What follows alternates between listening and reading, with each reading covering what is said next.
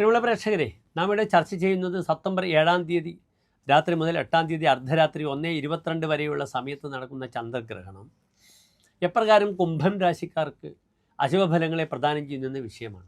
ഇവിടെ കുംഭൻ രാശി എന്താണെന്ന് നിങ്ങൾക്കറിയാം. അവിട്ട നക്ഷത്രത്തിൻ്റെ അവസാനത്തെ 30 നാഴിക, ചതയം പുരൂരുട്ടാതി നക്ഷത്രത്തിൻ്റെ ആദ്യത്തെ 45 നാഴിക. ഇവിടെ ചതയം നക്ഷത്രത്തിൽ തുടങ്ങി പുരൂരുട്ടാതി നക്ഷത്രത്തിലാണ് ഈ ഗ്രഹണം സമാപിക്കുന്നത്. അതിനാൽ വളരെയധികം കുംഭൻ രാശിക്കാർ ഈ വിഷയം ശ്രദ്ധിക്കണം.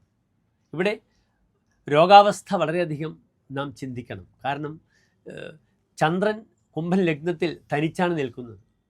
എപ്പോഴും ചന്ദ്രൻ തൻ്റെ പവർഫുള്ളായ ഉച്ചക്ഷേത്രമായ ഇടവത്തിലും അപ്രകാരം സ്വന്തം ക്ഷേത്രമായ കർക്കിടകത്തിലും സുഖക്ഷേത്രമായ മേടത്തിൽ നിൽക്കുമ്പോൾ ചന്ദ്രൻ വളരെയധികം നന്മകളെ പ്രദാനം ചെയ്യും.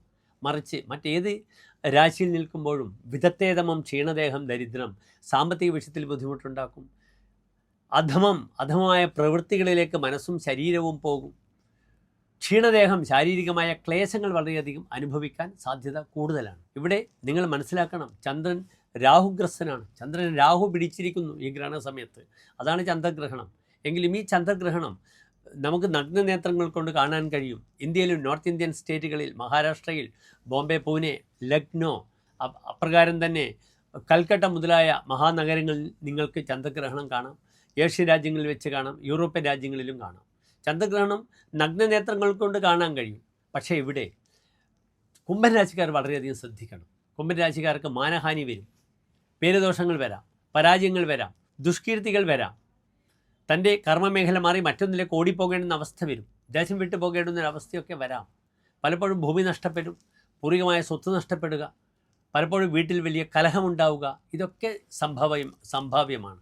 കാരണം ഇവിടെ ഭാഗ്യാധിപനായ ശുക്രൻ 6-ാം ഭാവത്തിൽ നിൽക്കുന്നുണ്ട്. 4-ാം ഭാവാധിപനുമായ ഗ്രഹം. ശത്രുദോഷം കൊണ്ട് വളരെയധികം ബുദ്ധിമുട്ടുകളൊക്കെ ഉണ്ടാകും. നിർബന്ധമായും ഇവിടെ ദേവീക്ഷേത്ര ദർശനങ്ങളൊക്കെ നടത്തണം. ദേവീക്ഷേത്രത്തിൽ ശത്രുമുട്ട്, ശത്രുസംഹാര കുരുതി ഒക്കെ ചെയ്യണം. നവഗ്രഹത്തിൽ രാഹുകേതു അർച്ചന ചെയ്യണം. മറ്റൊരു പ്രധാനപ്പെട്ട വിഷയം, ഈ പരാജയ വിഷയം ഞാൻ പറഞ്ഞു. പോലീസ് കേസുകൾ വരിക, ഇതൊക്കെ സംഭവിക്കും. തനിക്ക് വാക്ക് പറയുവാൻ സാമർഥ്യം ലഭിക്കില്ല. അന്യൻ നമ്മളുടെ മുകളിൽ ബോസാകും. അത് ഓഫീസ് അവസ്ഥകളിലും മറ്റ് സ്ഥലങ്ങളിലും നടക്കും. കുടുംബത്തിൽ തന്നെ തല കുനിഞ്ഞു നിൽക്കേണ്ടുന്ന അവസ്ഥ വരും. തലയുയർത്തി നിൽക്കുവാൻ ആ രാഹു സമ്മതിക്കില്ല. അതിനാൽ പ്രാർത്ഥനകൾ, പൂജകൾ, പരിഹാരങ്ങളൊക്കെ എൻ്റെ പ്രിയപ്പെട്ട പ്രേക്ഷകർ ചെയ്യുക.